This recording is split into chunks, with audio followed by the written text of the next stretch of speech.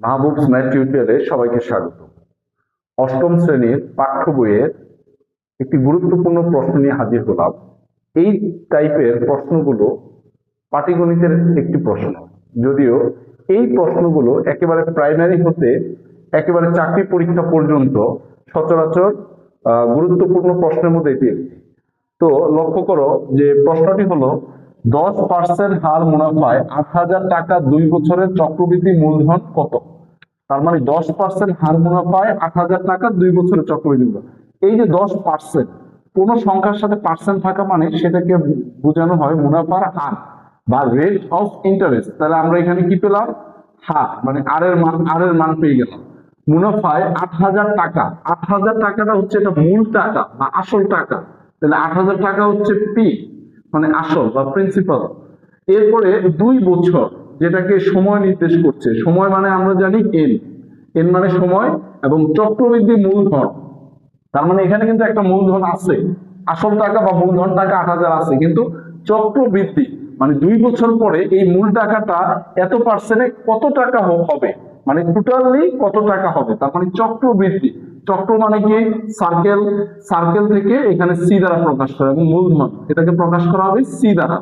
তাহলে এই 4টা বর্ণের যদি কোনো অঙ্ক এসে থাকে, তাহলে অবশ্যই আমরা এই সূত্রটা ব্যবহার করব যে সি সমান পি ইন্টু 1 যোগ আর whole to the power N. তাহলে এখানে এটা মূলত হচ্ছে কি চক্রবৃদ্ধি মূলধনের সূত্র। কিসের সূত্র?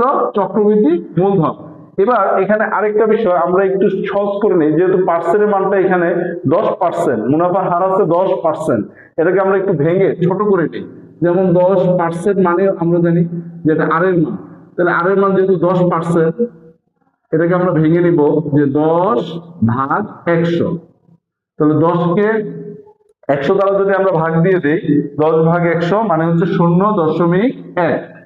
এই মানটা আমরা আগে থেকে ছোট করে নিলাম, এখন জাস্ট মানগুলো বসিয়ে দেব। পি এর মান আছে কত? 8,000।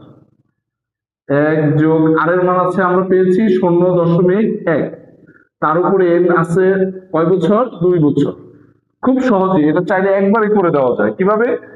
আগে আমরা ব্রেকেটে মানটাকে যোগ করে নিব। 1 যোগ 0.1, আমরা ফলাফল পাই এইটুকু যোগ করলে আমরা পাই, শুধু ফার্স্ট ব্রেকেটকে যোগ করলে পাই 1.1। আচ্ছা, আমি এটা একটু দেখিয়ে দিই।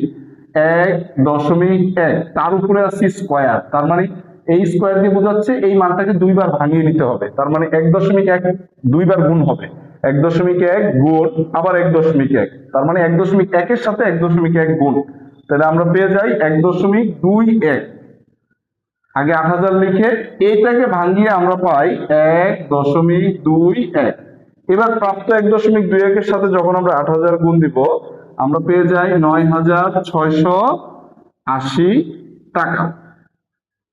তার মানে এই টাকাটাই 2 বছর পরে গিয়ে চক্রবৃদ্ধি মূলধন, টোটাল অ্যামাউন্টটা দাঁড়াবে 9,680 টাকা। ভিডিওগুলো কেমন হচ্ছে অবশ্যই কমেন্টে জানাবেন।